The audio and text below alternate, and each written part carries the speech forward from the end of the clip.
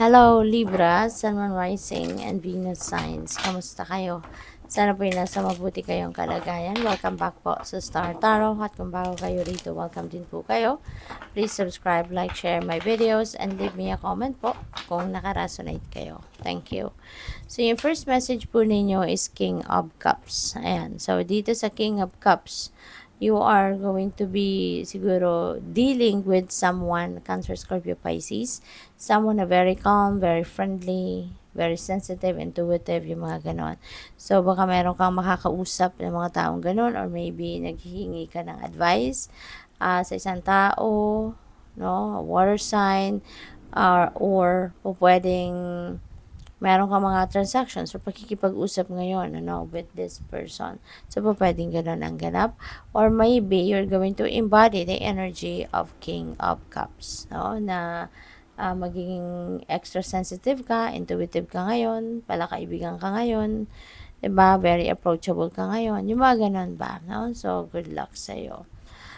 What else? We have Page of Cups. Ayan. So, merong mga balita dito na paparating, merong mga invitation, balita, mga ganon, na dadating sa buhay ninyo sa ngayon, and that is going to help you na,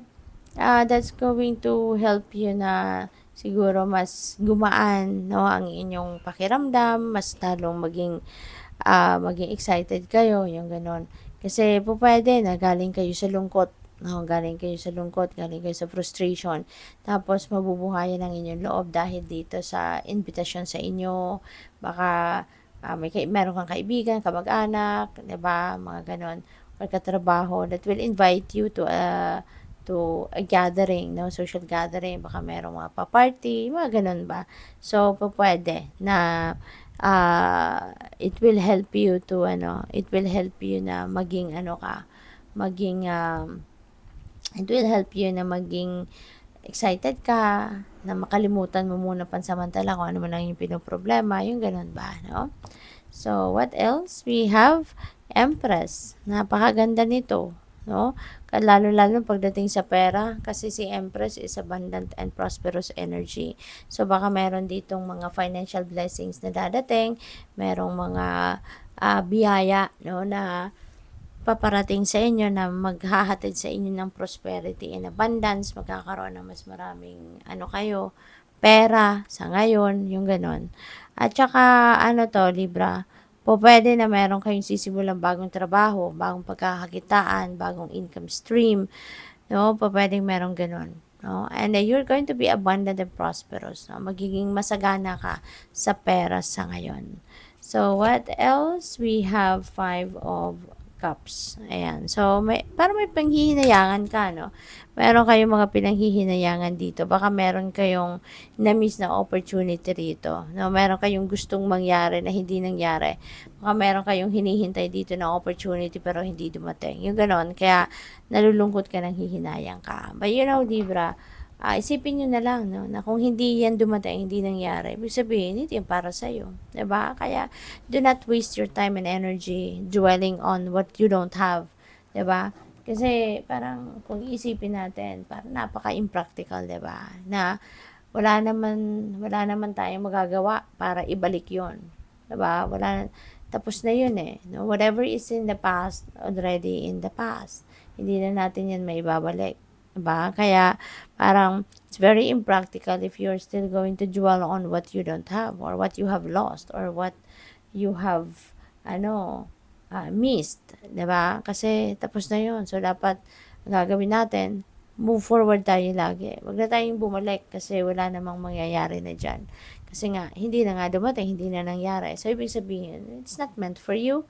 Kaya, doon na tayo, no, sa move on sa buhay para doon tayo sa mag-focus sa kung ano ang mga parating or kung ano yung meron tayo sa buhay natin sa ngayon, doon tayo mag-focus. No? Yun ang pagyamanin natin, yun ang i-cultivate natin, yun ang paramihin natin, yun ang asikasuhin natin. Okay? Kasi otherwise, kung para sa iyo yan, kung ano man ang na-miss ninyo, kung para sa inyo yan, sana hindi ninyo na-miss yun.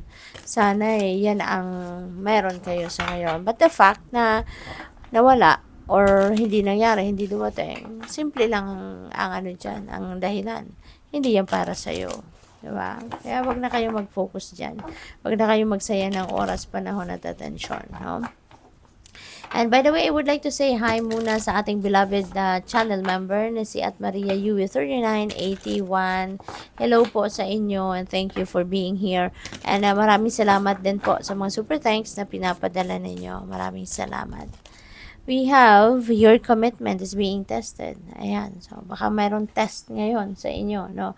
Kung gaano kayo ka-committed, no? Sa isang bagay or sa tao, yung ganon. So, matitest ngayon kung gaano katibay, no? Yung pangako mo sa isang tao or pangako mo sa sarili mo, no? Na kung ano man ang pinangako ninyo. So, your commitment will be tested sa ngayon. So, what else we have? Have faith in your dreams. Okay? Magtiwala ka, no? Sa mga pangarap mo. Kasi, yung mga pangarap natin na yan, hindi yan binibigay sa atin ng universe. Hindi yan mabubuo sa isip natin, ano, na tayo lang. But that is being planted there sa isip ninyo ng Divine Universe. Kasi yun ang mag-inspire sa iyo para to keep going. Yan ang mag-inspire sa inyo para mas magpursige ka, magsikap ka, 'di ba? Na gumanda yung buhay mo, na ma-improve mo yung inyong sitwasyon at marating mo kung ano man ang inyong mga pangarap, no? Kaya magtiwala ka lang na one day mararating mo rin ang mga pangarap mo. But it doesn't stop there, no? Sa paniniwala lang sa pagkapit lang doon sa inyong mga pangarap, but also what you need also to do is to think, no, how you are going to carry out that dream. Papaano mo ito makakamit, 'di ba? At gawa ng paraan. No? Take action towards manifesting your dreams. Take time to breathe out. Siguro pagod ka na, Libra, no? Kaya pa kailangan mo din na magpahinga, kailangan mo din ngayon na kailangan mo din na mag-relax, 'di ba? You need time to breathe, you need time to you need time to breathe, you need time to relax, you need time to rest. Okay? Yun ang kailangan din ninyo sa ngayon. Kasi hindi po pwedeng puro trabaho, hindi po pwedeng puro ka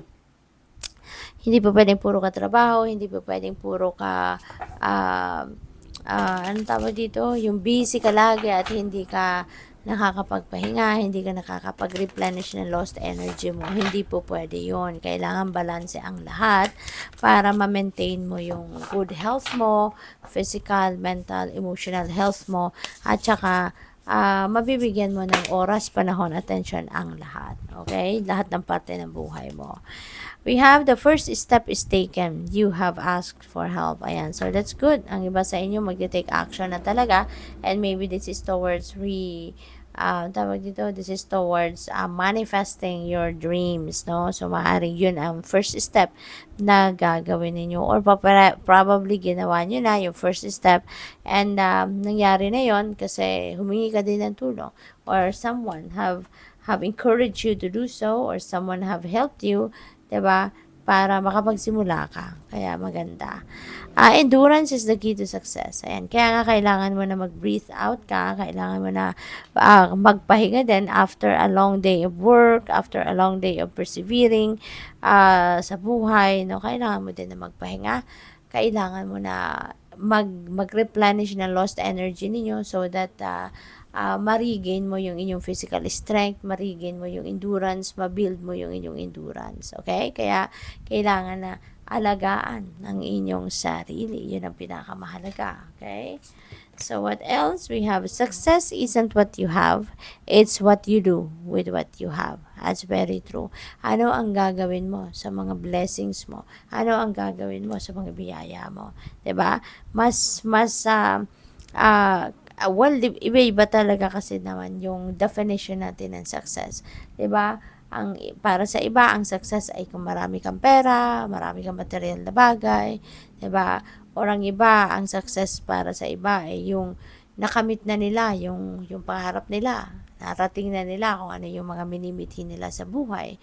Narating na nila yung tugatog ng tagumpay, 'di ba? So that is the success. Yung kunyari, wini-wish nila na magkaroon sila ng mataas na posisyon sa trabaho. So, for them, kung narating na nila yun, that is their success. But for some, yung success nila is yung magamit nila yung biyaya na dumating sa buhay nila, mga blessings na yan, into something good, into something na makakatulong din sa iba, into something na makakapagpaligaya din ng ibang tao, no? Makakatulong sa ibang tao na maging maganda rin ang buhay nila, no? For some, ganun din ang kanilang tagumpay, no? So, good luck. Thank you for watching Love and Light. Namaste.